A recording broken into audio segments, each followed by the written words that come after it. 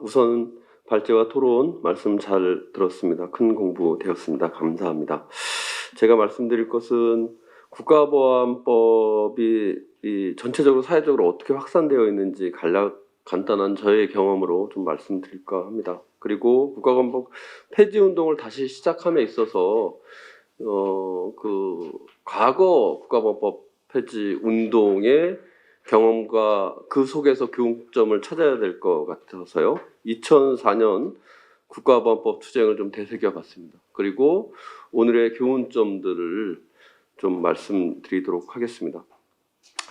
우선은 사실은 이제 국가보안법이라고 하는 것은 재판정에만, 법정에만 있는 것은 아닙니다. 여러분들 아시겠지만 뭐 경찰서에만 있는 것도 아니고요.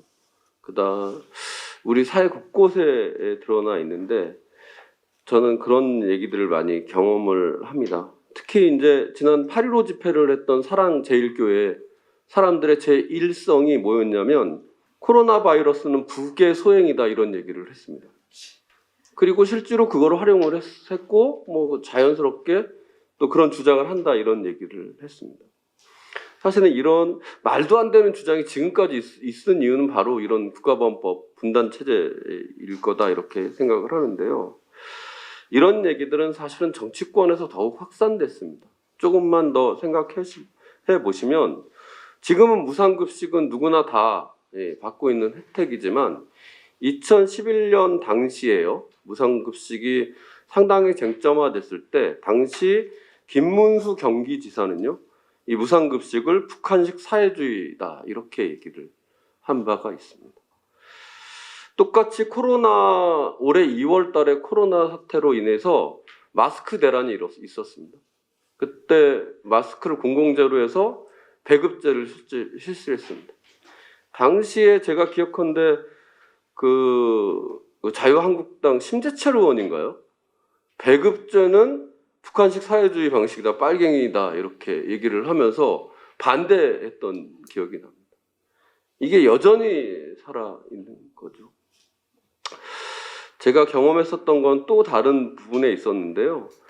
세월호 참사가 있은 다음에 세월호 유가족들과 함께하기 위해서 시민사회 활동가하고 박주민 의원, 지금은 그 당시에는 변호사죠. 몇 차례 찾아간 적이 있습니다. 그런데 그 유가족분들이 워낙 당시에 박근혜 정부가 뭐 외부 세력, 좌파 세력과의 연대 막 이런 얘기를 하니까 그분들도 우리를 만나는 걸 꺼려했었어요. 한 3차례 저희가 찾아갔는데 결국 뭐 4차례 만에 뭐 같이 하기도 하고 나중에는 이제 특별법 제정에 크게 함께하고 지금은 뭐 저희들은 굉장히 가까워 있는데 그게 결국은 이 좌파 세력, 빨갱이 이런 것에 근거한 뿌리 깊은 사고. 그래서 국가보안법 체계는 사실은 공포심으로 우리 머릿속에, 우리 시민들 머릿속에서 존재하는구나 이런 생각을 많이 하게 됐습니다. 국가보안법은 또 사실은 우리 서민들에겐 굉장히 피해로 다가오지만 또 특혜를 받는 사람들도 있어요. 혹시 대북 전단 살포하는 박상학이라는 사람 들어보신 적 있습니까? 이 사람이 예전에 경기도에서 김포에서 막 전단을 살포해서 오래전부터 이 사람도 그거 했거든요. 그런데 그거를 파주 시민들하고 저희 진보연대하고 남북관계 해가 되니까 그것을 이제 못하게 하기 위해서 이제 막 활동을 하는 중에 박상학 씨가 우리한테 칼을 꺼냈어요. 카타칼을 딱 끊어더라고요. 네. 그런데 우리가 그걸 고발을 했어요. 근데 무혐의 처벌을 받더라고요. 얼마 전에 박상학 씨를 SBS 기자가 찾아갔거든요. 그런데 SBS 기자한테 가스총을 쐈어요. 그리고 그것을 말리는 경찰한테도 가스총을 쐈어요. 그게 뉴스에도 나왔습니다. 근데 아마 그 경찰한테 가스총을 쓰면 공무집행 방해로 뭐 즉시 연행됐을 것 같은데요. 연행됐다는 얘기를 들어보지 못했고 구속됐다는 얘기도 들어보지 못했습니다. 이 또 한편은 국가보안법 체계가 누구한테는 특혜로 주어지는 거 아닌가 이런 생각을 합니다. 2004년 기억으로 좀 가도록 하겠습니다. 2004년 국가보안법 폐지가 전면화된 건 뭐 여러 가지 객관적인 현실이 있었습니다. 그 운동으로 보면 사실은 12월 1일부터 시작된 뭐 당시에 한국진보연대나 뭐 그 전국민중연대가 그리고 통일연대에 있었던 뭐 시민사회 원로 선생님들이 단식 삭발 투쟁으로부터 시작됐거든요. 그게 이제 사실은 뭐 일주일 정도 갈 거다 이렇게 생각했는데 27일 동안 갔고, 단식은 처음 56명이 시작했는데 그때가 이제 56년째 되는 해거든요. 국가보안법이. 그렇게 했는데 그게 1,300명까지 들었습니다. 집에 들어갈 수 없으니까 숙소를 꾸렸는데 처음엔 천막을 뭐 10명, 20명 이렇게 들어가는 조그만 텐트를 듣다가 50명씩 들어가는 텐트를 19개 동까지 늘렸습니다. 그리고 그게 이제 굉장히 파고가 커져서 당시에 강만길 상지대 총장님, 그리고 뭐 니영희 지금은 자꾸 하셨지만 니영희 교수님, 한승은 변호사님 이런 분들까지도 다 국가보안법 연내 폐지하라 이런 것에 동참하시게 됐습니다.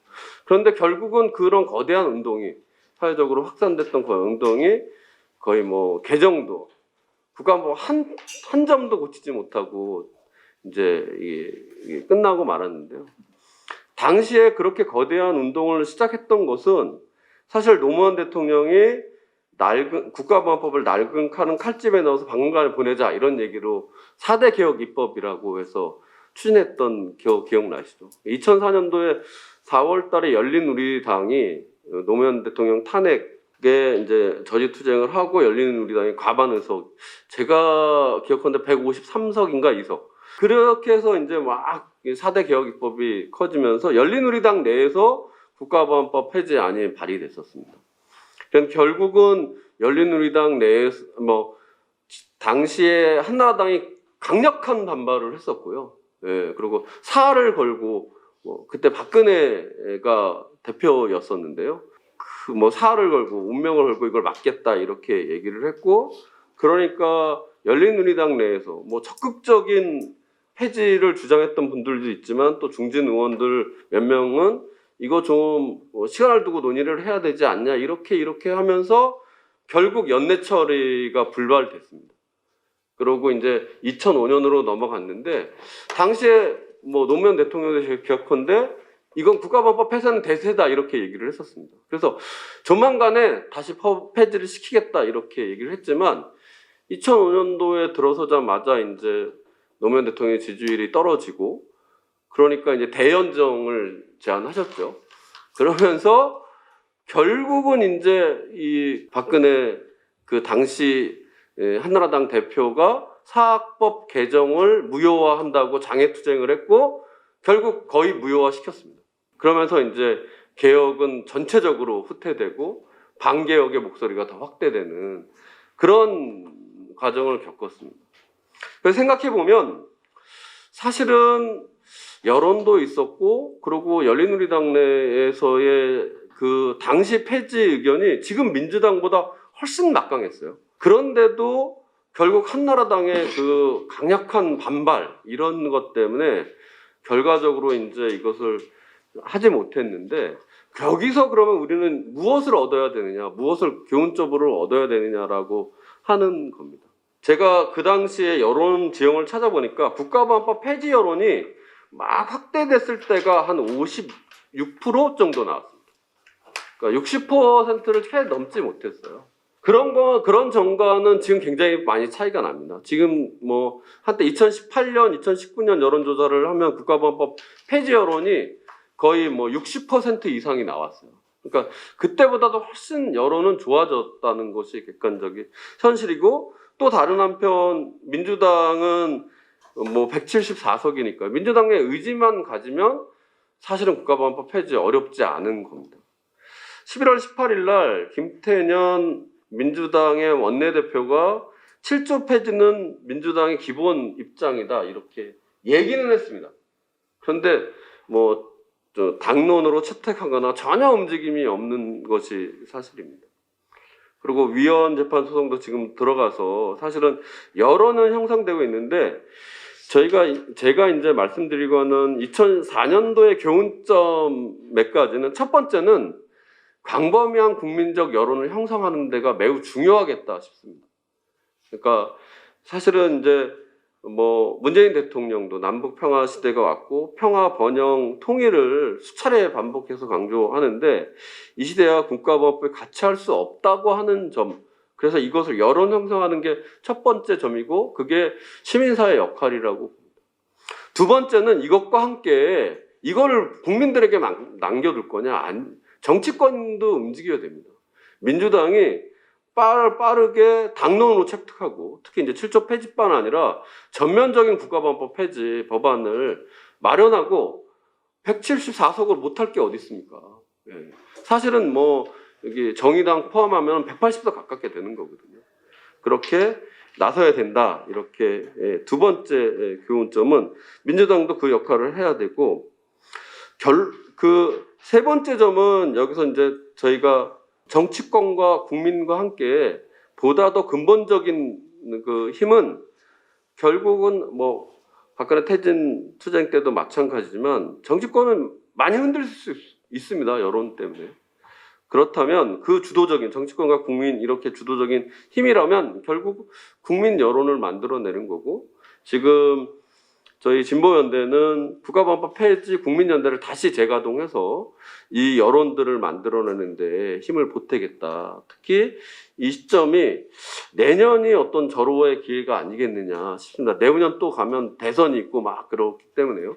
그래서 내년도에 다시 한번 여론을 형성하고 그리고 정치권을 압박 추동하는 역할들을 좀 힘을 모아서 해나가자 이런 말씀까지 좀 드리도록 하겠습니다. 예, 이상 토론 말씀 마치겠습니다.